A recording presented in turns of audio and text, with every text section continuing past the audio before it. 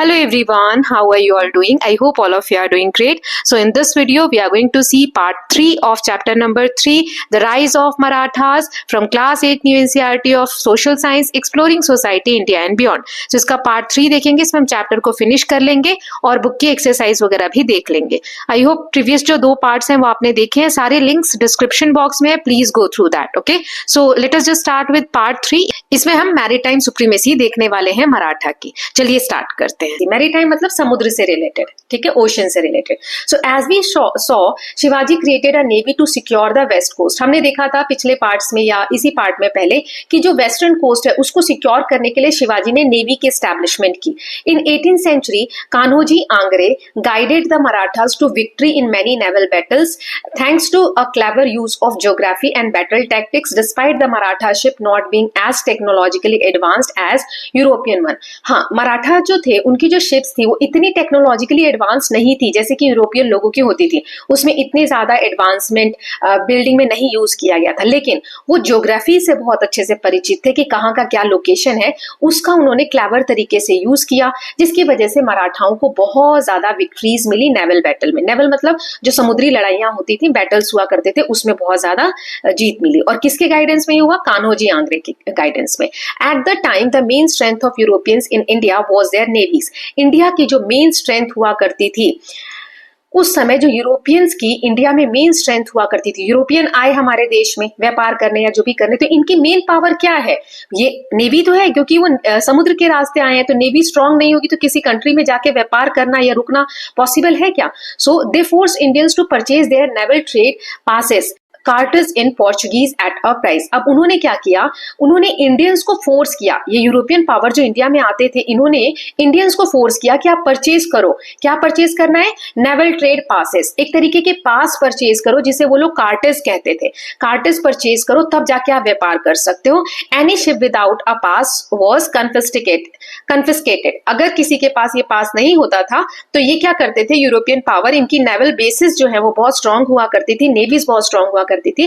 तो जिस जहाज के पास, जिस शिप के पास ये पास नहीं होगा, कार्टेज नहीं होगा, वो उसको कन्फिस्केट कर लिया करते थे, अपने कब्जे में ले लिया करते थे. The Marathas challenge this practice and started demanding passes from European themself. अब मराठा ने इस प्रैक्टिस को कि अंग्रेज क्यों हमसे पासेस मांगेंगे, वो हमारे देश में आए हैं तो हम उनसे पासेस मांगेंगे. तो उन्होंने, मराठाओं ने चैलेंज किया इस प्रैक्टिस को और उन्होंने यूरोपियन से ही पासेस मांगना शुरू कर दिया. Who showed their frustration by labeling Kanhoji Angre a pirate. और इसी गुस्से में आकर अंग्रेजों ने क्या किया? फ्रस्ट्रेशन में आके जो कान्होजी आंग्रे थे उनको उन्होंने पायरेट कहा. समुद्री डाकू जो समुद्र में नाव वगैरह लूट लिया करते हैं, जहाज लूट लिया करते हैं, उनको हम कहते हैं पायरेट्स. ठीक है, यहाँ एक इमेज दिया गया है, ये आप देख सकते हो. Maratha ships attacking English ship. यहाँ पे मराठास की जो शिप है वो इंग्लिश शिप, ये डेवलप्ड वन दिख रही है आपको, और ये जो छोटी है ये मराठा शिप अटैक कर रही है. ओके, नाउ यहाँ पर नेक्स्ट दिया हुआ है, डोंट मिस आउट, एक फैक्ट है. इन 1665 4 ships from Shivaji's fleet reached Muscat, the capital of ओमन.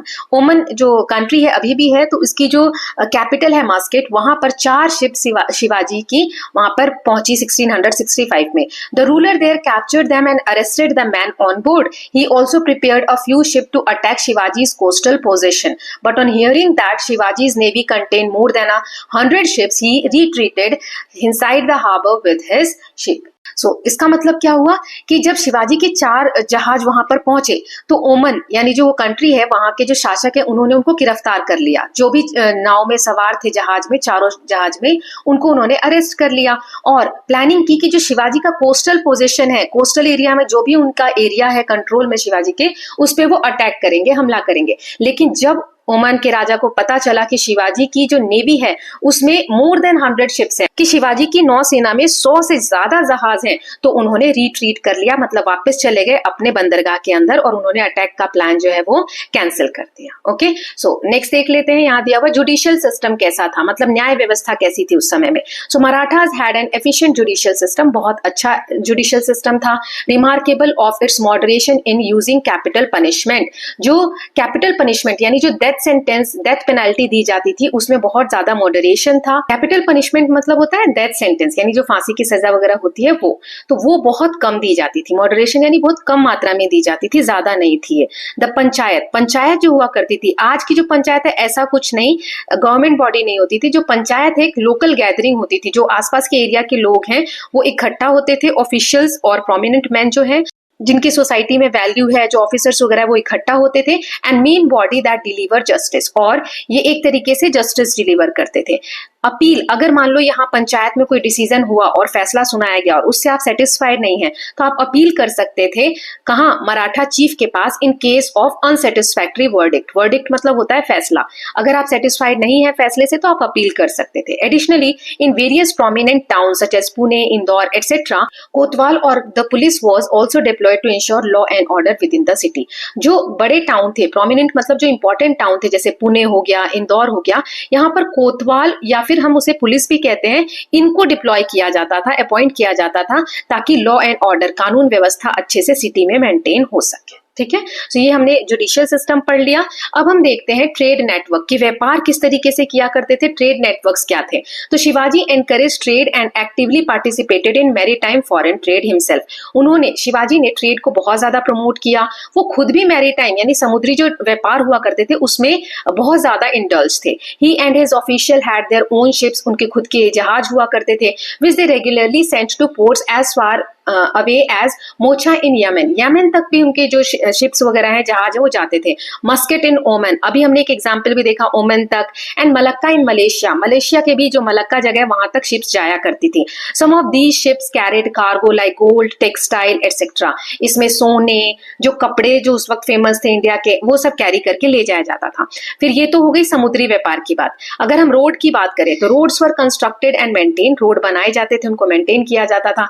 इन प्लेसेस सच एज ओडिशा जैसी जो जगह थी वहां पे 18वीं शताब्दी में a network of ferries was maintain for riverine transport. Ferries की जो व्यवस्था है वो की जाती थी। रिवराइन मतलब क्या होता है, नदियों से ले जाकर अगर कोई ट्रेड करना है तो उसके लिए फेरीज वगैरह की व्यवस्था की जाती थी। फेरीज होती है मतलब जो नाव वगैरह नदियों में चलती है ना, उसको कहा जाता है। Bridges were built over reverse and small streams, जो छोटे झरने, तालाब या छोटे जो पानी के स्रोत हैं, नदियां वगैरह हैं, उसके ऊपर ब्रिजेस बनाए जाते थे और उनका कंस्ट्रक्शन करके उनकी देखभाल भी की जाती थी। नाउ नेक्स्ट देख लेते हैं कल्चरल रिवाइवल। कल्चर जो है उस वक्त कैसे रिवाइव हुआ या क्या रिवाइवल हुआ उसके बारे में पढ़ते हैं मराठा के समय में। So Marathas contributed substantially to India's cultural development. Maratha ने बहुत ज्यादा कंट्रीब्यूट किया इंडिया के कल्चरल डेवलपमेंट में। शिवाजी विजन ऑफ स्वराज्य is evident in his seal. जो ये सील है शिवाजी के, उस पे स्वराज्य मतलब खुद का एक राज्य हो, किसी के कंट्रोल में ना हो, वो साफ साफ हमें देखने को मिलता है, जिसमें संस्कृत इंस्क्रिप्शन लिखा हुआ है। इंस्क्रिप्शन मतलब कोई हार्ड सरफेस पे लिखा हुआ कुछ भी जो नोट है उसे कहा जाता है। अ notable departure from the prevalent Persian seal. उस समय क्या होता था, बहुत सारी जो सील्स थी, इस तरीके के जो लेख हुआ करते थे, इंस्क्रिप्शंस हुआ करते थे, वो पर्शियन यानी फारसी भाषा में लिखे होते थे। लेकिन शिवाजी के जो सील्स है उस पे जो भी इंस्क्रिप्शंस थे वो संस्कृत भाषा में लिखे हुए थे। जैसे यहाँ लिखा हुआ है, this seal that is authority of Shivaji the son of Shahji. यहाँ पर शिवाजी के बारे में लिखा हुआ है, जो बेटे हैं किसके, शाहजी के।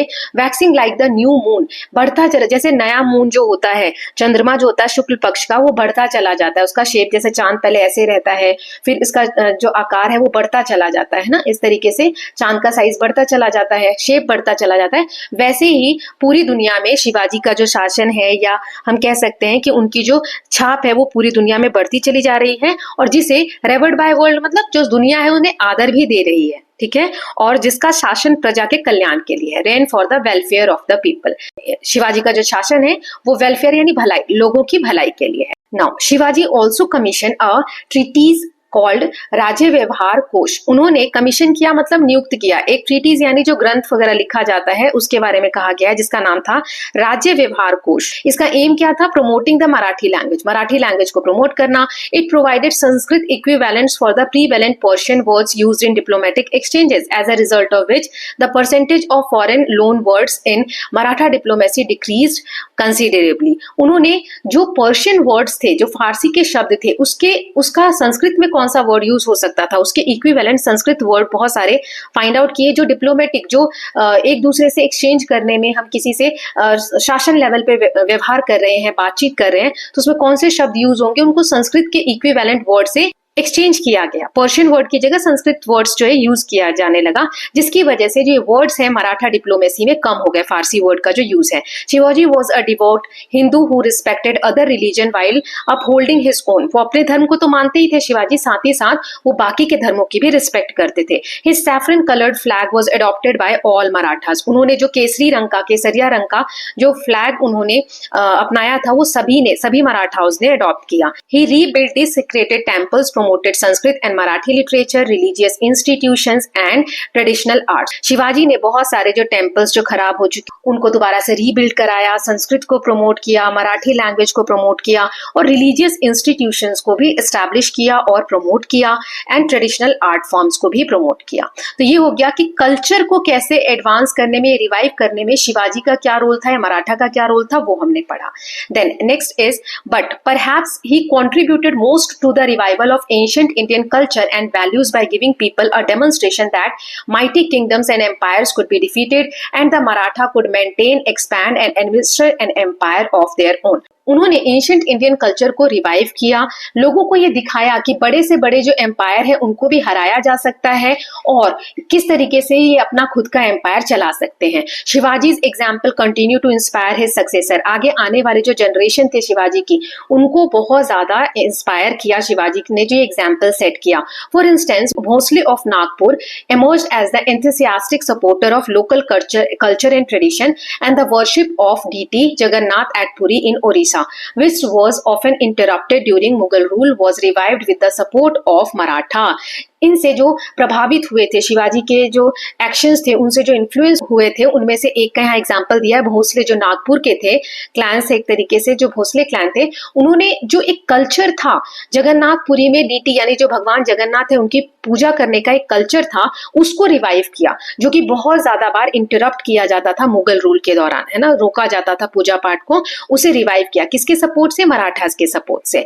But perhaps the most impressive contribution came from a few remarkable Maratha women। Let us hear about two of them। बहुत सारे कंट्रीब्यूशन हमें देखने को मिलते हैं मराठा जो औरतें हुआ करती थी, नारी थी, उनसे भी, तो उनके बारे में यहाँ पर हमें एग्जाम्पल्स दिए हुए हैं, आगे वो हम पढ़ेंगे। ठीक है, पहले यहाँ पर देख लेते हैं कि डोंट मिस आउट। सो यहाँ एक फैक्ट दिया हुआ है, इसको रीड कर लेते हैं। The Modi script, a cursive form of Devanagari.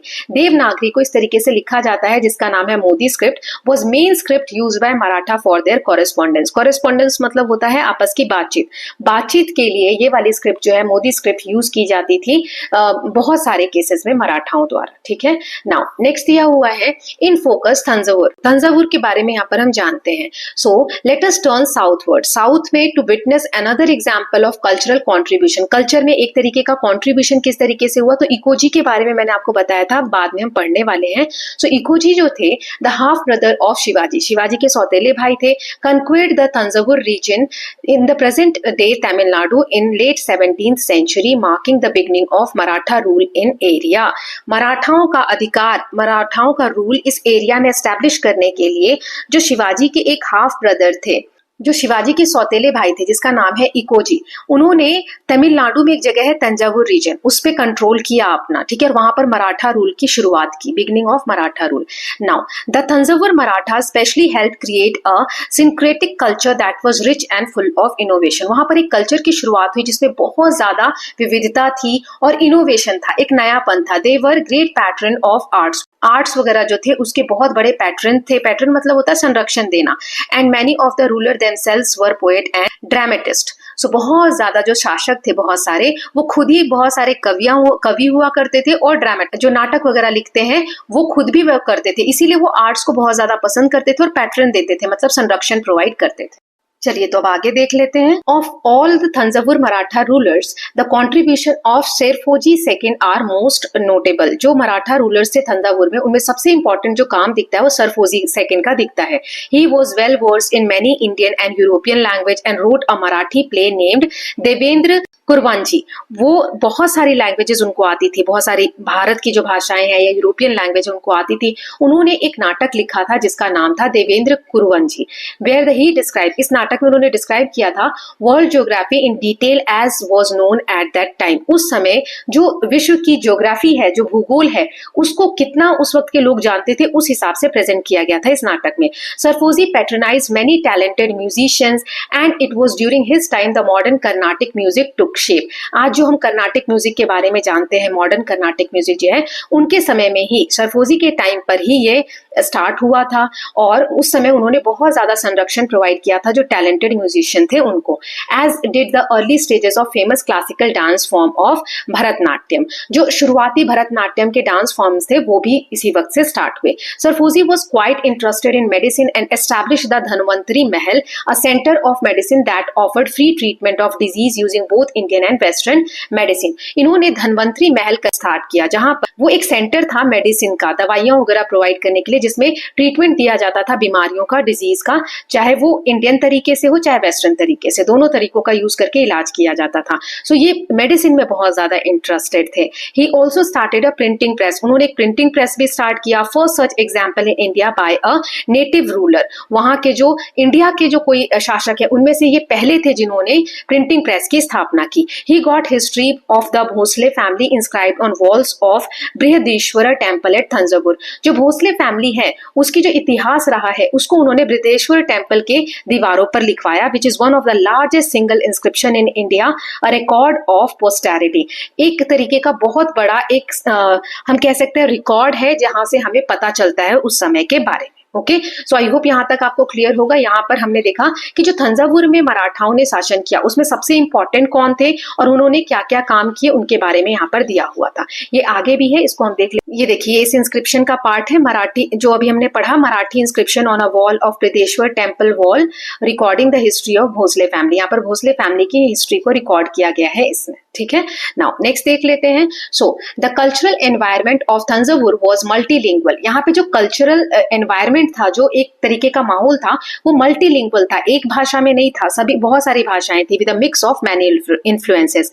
बहुत ज्यादा उस पर असर देखने को हमें मिलता है कि बहुत सारी भाषाओं का प्रभाव था। द लोकल तमिल कल्चर, क्योंकि तमिल का एरिया है तो वहाँ पे तमिल कल्चर तो होगा ही। Telugu culture of former rulers, जो पहले के वहां शासक थे तेलुगु भाषा बोलते थे, उसका भी इन्फ्लुएंस था। और अब करंट रूलर्स कौन थे? मराठी, तो इसका भी इंटरेक्शन हुआ विद ईच अदर फ्रीली। ये सारे जो लैंग्वेजेस हैं, तमिल, तेलुगु और मराठी, इनका इन्फ्लुएंस हुआ और मिक्स होकर एक नया कल्चरल एनवायरनमेंट वहां पर डेवलप हुआ। अब हम पढ़ रहे हैं मराठा लेगेसी। अब लेगेसी मतलब उनकी क्या, एक हम सोच सकते हैं कि धरोहर है या क्या संपत्ति है, क्या उन्होंने धरोहर छोड़ी है, उसके बारे में यहाँ एक पैराग्राफ दिया हुआ है। So the Maratha rule challenged Mughal dominance and established the largest Indian empire before British took over the subcontinent, controlling much of central and northern India. मराठाओं ने चैलेंज किया मुगल एडमिनिस्ट्रेशन को, क्योंकि मुगल डोमिनेंस बहुत बड़े लेवल पे फैला हुआ था इंडिया में, उसको उन्होंने हराया और एक बड़ा एम्पायर एस्टैब्लिश किया। ब्रिटिश जब आए, उन्होंने जब अपना कंट्रोल एस्टैब्लिश किया, उससे पहले मराठा ही एक बड़े लेवल पर इंडिया में सेटअप थे। दे setup a new way of governing with N efficient administration. उन्होंने एक नया तरीका शुरू किया शासन करने का, उनका एडमिनिस्ट्रेशन अभी हमने पढ़ा। उन्होंने रिवाइव किया लोकल हिंदू ट्रेडिशन को विदाउट रिलीजियस डिस्क्रिमिनेशन, किसी धर्म में भेदभाव नहीं करते हुए उन्होंने लोकल हिंदू ट्रेडिशन को रिवाइव किया। Their brave fights against oppressive rule, foreign power was driven by fiery ideal of swarajya. स्वराज्य का जो एक आइडियल है, एक आइडियोलॉजी है, उस पे उन्होंने वर्क किया कि किस तरीके से हमें किसी के भी दबाव में नहीं रहना है, किसी के ऑपरेशन में नहीं रहना है, और उसके लिए उन्होंने ब्रेव, बहुत बहादुरी से लड़ाइयां लड़ी। Later it inspired many Indians to believe they could govern themselves. बाद में ये बहुत सारे भारतीयों को इंस्पायर करता है कि हम खुद को गवर्न कर सकते हैं। Planting the early seeds of India's freedom movement, और यहीं से भारत की आजादी का एक बीज बोया गया, जिसमें ये पता चलता है आगे आने वाले जो आंदोलनकारी थे उन्हें ये एक इंस्पिरेशन मराठाओं से देखने को मिलता है कि किस तरीके से हम अपने अधिकार के लिए लड़ सकते हैं, है ना। So with this students we are done with this chapter. Now यहाँ पर समरी दी गई है बुक की, वो हम पढ़ लेते हैं before we move on. So Chhatrapati Shivaji founded the Maratha kingdom in 17th century. उन्होंने 17th सेंचुरी में मराठा किंगडम की स्थापना की। its decades-long resistance to Mughal power and the experience gained from this helped in its pan India expansion in 18th century. इतनी जो बड़े level पे उन्होंने मुगल से रेजिस्टेंस फेस किया, किस किस तरीके से उन्होंने जीत हासिल, ये चीजें उनको मदद की कि पूरे इंडिया पे वो अपने साम्राज्य को विस्तार कर सके। British captured India effectively from Marathas more than from any other Indian power. Then forts were the core of Maratha state. हमने देखा था कि जो किले हैं वो कोर हुआ करते थे। Marathas control hundreds of forts, thus strategically strengthening their control over the region. इतने सारे फोर्स होने के बाद ही मराठाओं ने अपनी ताकत को बहुत ज्यादा स्ट्रेंथन किया उस एरिया में कंट्रोल को एस्टैब्लिश करने के लिए। फिर हमने देखा their formidable navy resisted European naval supremacy for quite some time despite lack of access to latest technology of that time. उनके पास इतना टेक्नोलॉजिकल डेवलपमेंट नहीं था उनकी नेवी वगैरह में, फिर भी उन्होंने उस समय की जो यूरोपियन नेवल सुप्रीमेसी थी उसको उन्होंने फाइट बैक किया। The Marathas inspired a new cultural confidence amongst the Indian in various region, thus contributing to the cultural revival and innovation. उन्होंने कॉन्ट्रीब्यूशन किया इंडिया के जो कल्चर है उसको रिवाइव करने में। ठीक है, ये हमने सारी चीजें डिटेल में पढ़ी हैं, 2 पार्ट्स हमने देखे हैं अभी तक, और एक थर्ड पार्ट आएगा जिसमें हम इसके जो समरी है वो देख लेंगे, माइंड मैप वगैरह, और extra question exam based practice कर लेंगे। अब बुक के जो क्वेश्चंस हैं बेटा वो देख लेते हैं। सो इसमें एक एक करके हम सभी क्वेश्चंस को देखेंगे। पहला क्वेश्चन है analyse how geography particularly mountains and coast line guided Maratha military strategy and state formation. जो माउंटेन एरिया था ये किस तरीके से, या कोस्ट लाइन थी जो समुद्र का किनारा था, ये जो ज्योग्राफी है, भूगोल है, ये कैसे मराठा की स्ट्रेटेजी को, मिलिट्री स्ट्रेटेजी उसको स्ट्रेंथन करने में, मजबूत करने में हेल्प करता है। तो इसका आंसर देख लेते हैं। सो रग्ड मतलब उबड़ खाबड़ जो सह्याद्री माउंटेन्स है, Sahyadri mountains and Konkan coast जो है ये शेप करते हैं मराठा की स्ट्रेटेजी को। Mountains gave natural protection and places to build forts like Raigad and Pratapgad. ये जो जगह है पहाड़ों के बीच में, ये एक नेचुरल प्रकृति का ऐसा, वहां पर आप देखोगे कि पहाड़ है तो ये प्रोटेक्शन प्रोवाइड करते हैं। वहां पर किले जो बनाए जाते थे वो दुश्मनों से प्रोटेक्शन के लिए बहुत हेल्पफुल हुआ करते थे। कोस्ट लाइन जो समुद्र के किनारे अलाउ करते थे कि डेवलप करे एक नेवी डेवलप करे under leaders like Kanhoji Angre to defend against Portuguese and British. ये जो यूरोपियन पावर्स आते थे इनके अगेंस्ट डिफेंड करने के लिए ये नेवी डेवलप करने में हेल्प करते थे। This geography help them fight larger आर्मीज through guerrilla warfare and secure there kingdom. ये जो पहाड़ी माउंटेन्स वगैरह हैं इसी वजह से गुरिल्ला वॉरफेयर लड़ने में इनको आसानी होती थी, जो हमने शिवाजी के केस में पढ़ा था। Now second question is imagine you are creating a short biography of Maratha leader for younger student. आपको मराठा के जो लीडर्स थे उनके लिए एक शॉर्ट बायोग्राफी बनानी है। आप इनमें से कोई से भी एक पर्सनालिटी को चूज कर सकते हैं, जैसे कान्होजी आंग्रे, बाजीराव फर्स्ट, महादजी शिंदे, अहिल्याबाई होलकर और ताराबाई। इनमें से किसी के बारे में भी आपको 3-4 लाइनें पैराग्राफ की लिखनी है, हाईलाइट करना है कि ये क्यों इंस्पायर करते हैं। ठीक है, and include at least 1 challenge they overcome, और एक कोई चैलेंज बताना है जिसके अगेंस्ट उन्होंने फाइटिंग की थी या उससे वो ओवरकम किए थे। तो चलिए देख लेते हैं। मैंने यहाँ पर एक एग्जाम्पल ले लिया है अहिल्याबाई होलकर का, आप महादजी शिंदिया का लीजिएगा क्योंकि उनके बारे में अभी हमने चैप्टर में बहुत सारी चीजें पढ़ी। सो अहिल्याबाई होलकर जो थी one of the most respected women ruler in Indian history. She became the ruler of Malwa after her husband's death and prove to be a wise and strong leader. वो एक रिस्पेक्टेड वुमेन थी इंडियन हिस्ट्री की। अगर हम बात करें तो मालवा में उनका शासन था, उनके पति के डेथ के बाद वो एक स्ट्रॉन्ग लीडर बनकर उभरी। Then she builds temples, ghats and dharamshala. उन्होंने मंदिर बनाए, घाट बनाए, धर्मशाला बनाए पूरे इंडिया में, इंक्लूडिंग एट काशी में, गया, सोमनाथ, इन जगहों पर, जिससे उनका डिवोशन यानी भक्ति और जेनरोसिटी दिखती है। She encourage trade and protected her people during war. उन्होंने ट्रेड को प्रमोट किया और अपने लोगों की रक्षा की वॉर के दौरान। ठीक है, ये सारी चीजें लिख सकते हैं, और भी मैंने पॉइंट्स दे दिए हैं जो आप चाहे इनमें ऐड कर सकते हैं। One challenge she overcame was being a window in a male dominant society. Instead of stepping aside she took charge and ruled with fairness and courage. ऐसा मेल डोमिनेटेड सोसाइटी थी कि पुरुष का वर्चस्व था, फिर भी उन्होंने एक विधवा होते हुए भी बाहर वो निकली और उन्होंने चार्ज संभाला और बहुत अच्छे से उन्होंने हिम्मत के साथ शासन किया। Ahilyabai is remembered for her justice, compassion and dedicated to public welfare, making making her a true inspiration. ये जो उनका शासन था बहुत ही ऑनेस्टी से, कंपैशन से, उनके अंदर दया की भावना थी, वो न्याय प्रिय थी और अच्छे से उन्होंने शासन को संभाला। तो ऐसे आप पॉइंट्स ऐड कर सकते हैं। नाउ क्वेश्चन नंबर 3 देख लेते हैं कि if you could visit one Maratha fort today, आप जैसे रायगढ़ हो गया या फिर सिंधुगढ़ है, जिंजी है या प्रतापगढ़ है, इनमें से कोई सा एक फोर्ट आपको विजिट करने का मौका अगर मिल रहा है तो आप कौन सा विजिट करेंगे? Which would you choose and why? क्यों चूज करेंगे ये भी बताना है, ठीक है। नाउ रिसर्च इट्स हिस्ट्री, इसकी हिस्ट्री, आर्किटेक्चर और स्ट्रेटेजिक इस फोर्ट का क्या इंपॉर्टेंस है उसके बारे में रिसर्च करना है और आपको अपने एक पोस्टर बना के क्लास में रिप्रेजेंट करना है। तो इसका आंसर मैंने यहाँ पर लिख दिया है एग्जाम्पल के लिए, आप इसको लिख सकते हैं कि रायगढ़ फोर्ट मैंने यहाँ एग्जाम्पल दिया है कि ये मैं, क्योंकि ये शिवाजी का कैपिटल था इसलिए विजिट करूंगा या करूंगी, और ये हिल पे बना हुआ था, ऑलमोस्ट इम्पॉसिबल था एनिमीज को कि वहां जाकर अटैक करें। फोर्ट हैज मैसिव गेट, बड़े बड़े गेट हैं, स्ट्रॉन्ग वॉल्स हैं और रिमेन्स ऑफ पैलेसेस अभी हमें देखने को मिलते हैं। हिस्टोरिकली जो रायगढ़ है बहुत इंपॉर्टेंट था क्योंकि शिवाजी को वहीं पर कोरोनेशन, मतलब कि वहीं पर ताज पहनाया गया था, छत्रपति वे बने थे। ये सिंबलाइज करता है मराठा के पावर को और इंडिपेंडेंस को। Visiting Raigad would help me imagine how the Marathas defended themselves and governed their empire. उन्होंने कैसे अपना शासन संभाला, वहां विजिट करते हैं तो आपको ये महानता देखने को वहां पर मिलती है। Now next question is the chapter states, chapter में कहा गया है British took India from the Maratha more than from Mughals और एनी अदर पावर। ये लाइन लिखी गई थी तो इसका मतलब क्या है? What evident from the chapter support this idea. इस आइडिया को कौन सा जो लाइन है चैप्टर में वो सपोर्ट करता है? तो ये देखिए इसका आंसर मैंने लिखा है कि बाय द 18th सेंचुरी, 18वीं शताब्दी आते आते मुगल जो है वो वीक हो गए थे, but Maratha were strongest power in India. Maratha जो है उस वक्त बहुत स्ट्रांग थे और स्ट्रॉन्गेस्ट कह सकते हैं। उनका बहुत बड़े एरिया पे कंट्रोल था, डेक्कन से लेकर दिल्ली तक। British had to defeat Maratha in 3 Anglo Maratha wars before becoming the main power. मराठाओं को हराने के लिए ब्रिटिशर्स को 3 वॉर लड़ने पड़े थे जिसे एंग्लो मराठा वॉर कहते हैं, ताकि वो मेन पावर में आ सके। ऐसा नहीं था कि आसानी से उनसे पावर छीन ली गई। This show that British gain India by overcoming the Marathas rather than declining Mughals. ऐसा नहीं है कि मुगल वीक हो गए थे इसलिए ब्रिटिशर्स पावर में आ गए, नहीं। अगर मुगल वीक थे तो वो वैसे ही आ सकते थे पावर में।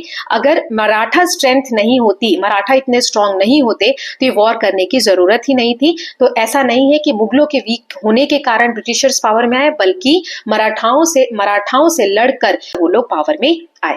नाउ नेक्स्ट क्वेश्चन है compare how Shivaji and later Marathas treated religious places and people of different faith. अलग अलग धर्मों के जो लोग थे, रिलीजन थे, उनको मराठा और उनके आगे आने वाले जो जनरेशन सक्सेसर्स थे उन्होंने कैसे ट्रीट किया। What evidence from the chapter show their approach to religious diversity. कौन सा जो सेंटेंस है या फ्रेज है जो हमने चैप्टर में पढ़ा जो हमें दिखाता है कि वो रिलीजियस डाइवर्सिटी, कि वो सभी धर्मों को बराबर समझते हैं। सो शिवाजी सभी धर्मों की रिस्पेक्ट करते थे। उन्होंने मॉस्क जो मस्जिद है, चर्च है, endured women and Holi man were not harmed in Wars. मस्जिद जो गिरजाघर है उनकी प्रोटेक्शन किया करते थे। जो साधु सन्यासी हैं या फिर जो औरतें हैं उनको वॉर में कोई नुकसान नहीं होना चाहिए, वो इन चीजों का भी ध्यान रखते थे। Then later Maratha rulers continued this approach by granting land to temples as well as dargahs. बाद के जो मराठा रूलर्स आए उन्होंने भी इस चीज को कंटिन्यू रखा क्योंकि वो लैंड ग्रांट किया करते थे, मंदिरों को जमीनें जो है दान में दिया करते थे, दरगाहs को दिया करते थे। This shows Maratha believe in religious tolerance and cultural diversity. ये दिखाता है कि जो मराठा थे वो बहुत सारे धर्मों में विश्वास रखते थे, मतलब कि सभी धर्मों की रिस्पेक्ट किया करते थे और कल्चरल डाइवर्सिटी में विश्वास रखते थे। नाउ नेक्स्ट क्वेश्चन है the chapter describes how forts were the core of state for Marathas. कि जो किले हुआ करते थे वो मराठा स्टेट्स के कोर हैं, एकदम हम बोल सकते हैं सेंट्रल पॉइंट है। वाई वर सो इंपॉर्टेंट, इतने इंपॉर्टेंट क्यों है? How did they help the Maratha survive against larger enemies. ये जो फोर्ट्स हैं ये कैसे हेल्प करते थे मराठाओं को कि इतनी बड़ी आर्मी के अगेंस्ट लड़ सके या उनका सामना कर सके। So forts were the backbone of Maratha state. ये हमने पढ़ा था कि ये बैकबोन है, एक तरीके का स्ट्रॉन्ग पिलर है मराठाओं के लिए। ये माउंटेन्स में बने होते थे, समुद्र के किनारे बने होते थे, ये सेफ्टी प्रोवाइड करते थे बड़ी आर्मीज के अगेंस्ट। जैसे कि प्रतापगढ़, सिंधुगढ़, ये जो फोर्ट्स हैं यहाँ से Maratha Marathas guerrilla attacks launch किया करते थे, खाने की व्यवस्था या जो वेपन्स वगैरह है वो इन फोर्ट्स में इकट्ठा करके रखते थे। ये फोर्ट्स जो है बेस एक तरीके से एक्ट करते थे मिलिट्री बेसिस के लिए एंड एडमिनिस्ट्रेटिव सेंटर की तरह। यहाँ से मिलिट्री बेस रेडी होती थी, आर्मी वगैरह को अगर रेस्ट करना है तो यहाँ करते थे, उनके खाने पीने की व्यवस्था यहाँ की जाती थी और एडमिनिस्ट्रेशन के पर्पज से भी यूज होता था, जिसने हेल्प किया मराठा को सर्वाइव करने में against stronger armies like Mughals. Okay, now next question देख लेते हैं। You have been appointed as the chief designer of Maratha coin. आपको डिजाइनर अपॉइंट किया गया, मान लीजिए मराठा की जो कॉइन है उसको डिजाइन करने के लिए। Design a coin that represent Maratha achievements and values. ऐसा कॉइन आपको डिजाइन करना है जिसमें मराठास की जो अचीवमेंट्स हैं, वैल्यूज हैं, उसको दिखाया जाए और सिंबल्स भी आप अपने हिसाब से चूज कर सकते हैं। So on the coin I would place, एक तो फोर्ट का पिक्चर मैं बना सकता हूँ या सकती हूँ, शोइंग मराठा स्ट्रेंथ। फोर्ट्स क्या थे, मराठा की स्ट्रेंथ थे तो हम वो बना सकते हैं, है ना। तो एक तो हो गया कि कॉइन पे हम फोर्ट्स बना सकते हैं, ठीक है, ये मैं इरेज कर देती हूँ, yes. Then sword and Bhavani symbol, जो उनका सिंबल है वो हम यूज कर सकते हैं, तलवार यूज कर सकते हैं जो कि ब्रेवरी दिखाता है। देन सन का मोटिव, सूर्य का सिंबल हम बना सकते हैं और स्वराज्य जैसा कुछ इंस्क्रिप्शन उस पर लिख सकते हैं जिसमें मराठा का ड्रीम था सेल्फ रूल का, वो पता चलता है। तो ये जो कॉइन होगा रिफ्लेक्ट करेगा value of courage, independence and devotion of Marathas. Then last question है, after this introduction to Maratha period what do you think was their most important contribution to Indian history. ये जो हमने मराठा पीरियड का इंट्रोडक्शन पढ़ा, इससे आपको क्या लगता है इंडियन हिस्ट्री में इनका क्या कंट्रीब्यूशन था। एक पैराग्राफ लिखना है अपने आपके ओपिनियन को सपोर्ट करने के लिए with example from the chapter, then share and discuss your idea with classmate. यहाँ मैंने एग्जांपल दिया है कि इंडिया की हिस्ट्री में इसका क्या इंपॉर्टेंस था। सो the Maratha greatest contribution was idea of स्वराज्य, सेल्फ रूल, जिसने शिवाजी द्वारा जो ये स्टार्ट किया गया। It shows India could stand against mighty powers like the Mughals and Europeans, की कोई कितनी बड़ी पावर क्यों ना हो, चाहे वो यूरोपियन हो, मुगल हो, इसके अगेंस्ट हम इंडियंस जो है खड़े हो सकते हैं और शासन भी संभाल सकते हैं। उनके जो फोर्ट्स हैं, नेवी है, गुरिल्ला टैक्टिक है, इंस्पायर करे बाद के फ्रीडम स्ट्रगल में लोगों को। The Marathas also promoted religious tolerance and religious pride. जो रिलीजियस टॉलरेंस, सभी धर्मों को समान समझना, तो इतना विविध देश है, इतनी विविधता है रिलीजन में, कल्चर में, सो उसमें आगे भी तो लोग इसी तरीके से कल्चरल यूनिटी को मेंटेन रख रहे हैं। ये सब हमें मराठा से सीखने को मिलता है। Okay, so with this we are done with this part. Now will meet in the next part with the summary and extra notes of this chapter, which will be the last part of this chapter. Okay, so I hope all of you are loving these videos. If you are doing so, please like and share it, and don't forget to subscribe the channel for more such videos. Thank you so much.